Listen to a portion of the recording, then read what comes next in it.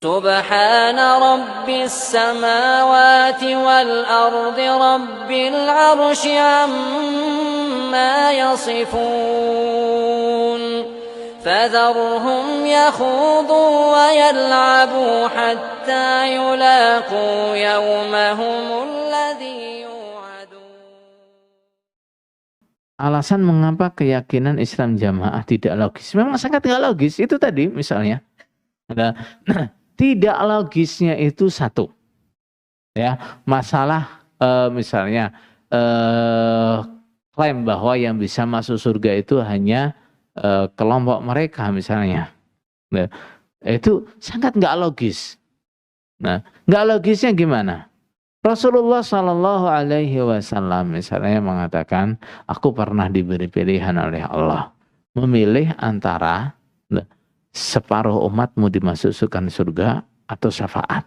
Rasulullah memilih syafaat. Nah, kenapa?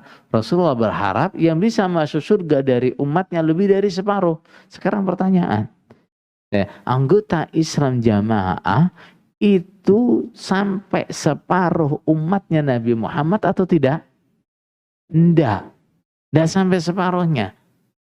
Baik, Rasulullah SAW mengatakan, pintu surga untuk umat Nabi Muhammad itu lebarnya antara Makkah dan Hajar. Hajar itu kota di Yaman. Atau dalam riwayat lain, pintu surga untuk umat Nabi Muhammad itu kalau ditempuh dengan perjalanan dan kuda yang bagus, itu butuh waktu 3 hari 3 malam. Untuk umatnya Nabi Muhammad. Kemudian Rasulullah mengatakan, bagaimana? Umatku masuk surga dengan berdesak-desakan. Sampai-sampai pundaknya itu seakan jatuh. Karena apa? Karena desakannya itu.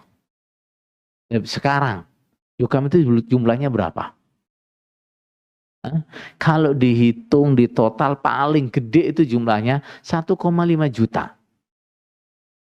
Bagaimana mereka akan memenuhi pintu yang sejauh itu? Bisa? Bagaimana mereka akan memenuhi pintu yang sejauh itu atau bahkan berdesak-desakan seperti yang dimaksud dalam hadis? Gimana mau desak-desakan? Mau guling ke sana, guling ke sini kayak orang mabuk gitu? Nggak logis, ya, nggak logis. Mereka berusaha mencocok-cocokkan. Ya kan bandingannya ahli surga itu dengan ahli neraka adalah 1:1000. Sekarang 1:1000. Coba bandingkan populasinya juga dengan populasi manusia. Ada nggak 1/1000-nya? Zaman sekarang aja, nggak usah yang jauh-jauh ya. Ketika Jokam sekarang udah banyak, ada nggak Jokam itu dibandingkan 1:1000?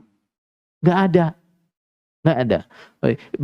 Padahal Rasulullah Shallallahu Alaihi Wasallam ketika membahas ini 1:1000 itu, Rasulullah menyebutkan Ya'jud Ma'jud. Nah, itu dari Ya'jud Ma'jud itu sudah 999, yang satu dari kalian. Jadi ini betul-betul ajaran yang sangat tidak logis. Sangat nggak logis. Paham tuh? Apalagi kalau kita ngelihat prejengan nih. Gitu ya. Nah, prejengan nih. Banyak yang istilahnya jauh dari kata agamis. Ngerti ilmu ya enggak. Kalau ngelihat orang-orangnya seperti itu dibandingkan dengan orang yang dikafirkan. Lebih nggak logis lagi. Lebih tidak logis. Lebih tidak logis lagi. Nah, paham imamahnya juga nggak logis gimana? Mereka mengatakan kalau nggak punya imam, Islamnya nggak sah. Terus, nah, imam yang sah imam mereka. Kemudian orang Islam di luar kelompok mereka nggak boleh tahu siapa imamnya. Logis nggak? Logis nggak? Sangat nggak logis. Nah, masa iya misalnya ada orang datang ke sampean, misalnya Rehan, nah, kamu Islammu nggak sah karena nggak beat sama imam. Terus Rehan tanya, lah imam sampean siapa? Nggak punya, gitu. Gimana? Gimana? Nah, imamnya yang mana yang harus saya beat? Nggak punya. Ya cari aja sendiri gitu misalnya. Logis nggak kayak gitu? Nah, mengkafirkan orang Islam karena tidak baiat kepada imam yang mereka nggak boleh tahu. Gini, lucu kan? Lucu. Ya, kalau mau tahu siapa imamnya harus ngaji dulu di tempat saya, ya, ngaji nanti berbulan-bulan, ya, dimasukin doktrin dikit-dikit. Kalau sekiranya masuk baru dikasih masalah keimaman. Nah, kalau nggak masuk nggak usah tahu siapa imamnya. Nah, ini repot. Ini ajaran yang sangat tidak logis. Kalau mau cari yang nggak logis banyak, coba teliti saja doktrinnya satu-satu. Nggak ada yang logis. Nah, nggak ada yang logis. Lah, kenapa kok bisa dipercaya oleh penganutnya? Yaitu tadi, masalahnya gimana? Nah, muridnya nggak boleh ngelihat ke tempat lain, nggak boleh dengar dari tempat lain. Gitu. Makanya sangat sulit bagi pengikutnya untuk bisa diingatkan, untuk bisa disadarkan, sangat sulit. Ya seperti yang kita dulu seperti apa? Ya, butuh waktu berpuluh-puluh tahun, ya, butuh keadaan yang mungkin luar biasa sampai akhirnya kita bisa sadar, oh ini salah. Oh saya ini ketipu.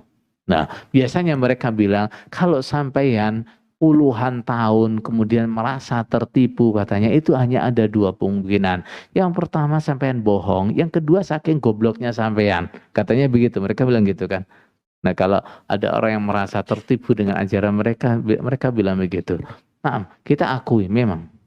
Nah, berpuluh-puluh tahun kita jadi orang goblok karena apa? Pembodohan yang mereka lakukan.